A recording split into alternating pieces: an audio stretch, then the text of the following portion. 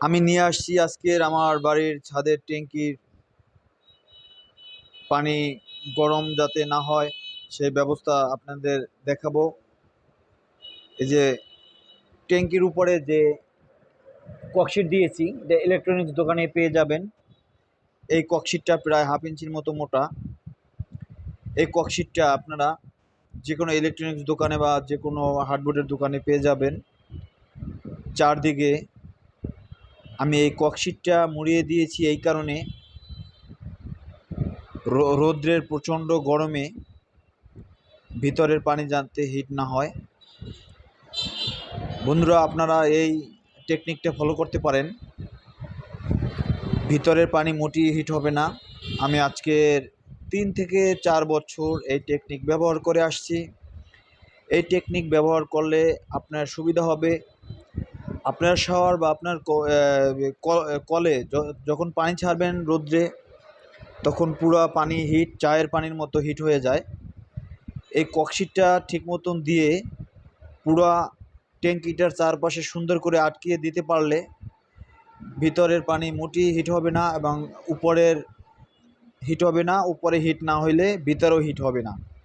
এবং আমি 100% নিশ্চিত এবং 100% শিওর আপনাদের বলছি, আপনারা এই টেকনিকটা ব্যবহার করবেন।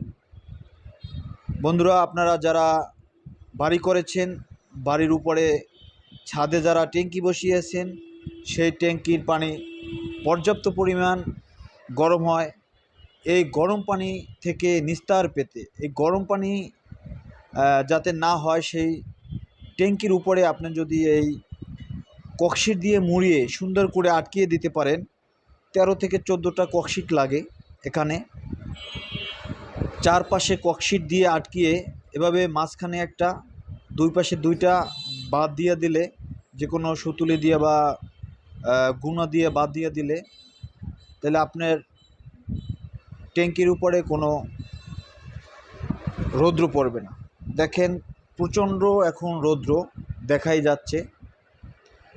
এবং আমার এই ছাদে যখন আমি এই ট্যাঙ্কি খোলা ছিল, তখন অনেক হিট হইতো। পানি প্রতিদিনে প্রায় 3 থেকে 4 বার পানি ছাড়া লাগতো, পানি ফালাইয়ে দিয়া অপচয় হইতো। এখন অপচয় হচ্ছে না। এই যে পাইপটা দেখতেছেন, এই পাইপটা এখন একটু হিট হয়। এই পাইপটাও আমি ককশিট দিয়ে আটকাই দেব। আপনারা যদি ঠান্ডা পানি খেতে চান, ককশিট দিয়ে ট্যাঙ্কিটা ভালো করে আটকিয়ে দিন, তাহলে আপনি 100% নিশ্চিত থাকবেন যে পানি আর হিট হবে না, পানি আর গরম হবে না। বন্ধুরা, আপনাদের আমি নিজে ব্যবহার করে ভালো সুফল পেয়েছি। আপনারাও এটা পেতে পারেন। আপনারা যারা বাড়ির ছাদে ট্যাঙ্কি বসিয়েছেন, ট্যাঙ্কি অনেক হিট হয়, ট্যাঙ্কির পানি গরম হয়ে চায়ের পানির মতো হয়ে যায়, তারা এই টেকনিকটা ব্যবহার করবেন।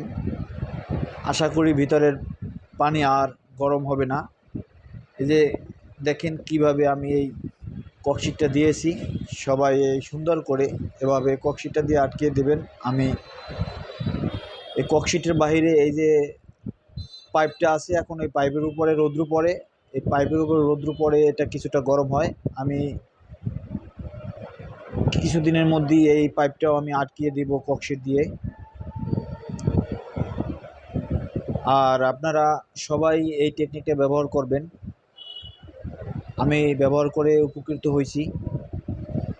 আপনারা আমার চ্যানেলকে সাবস্ক্রাইব করবেন। আল্লাহ হাফেজ।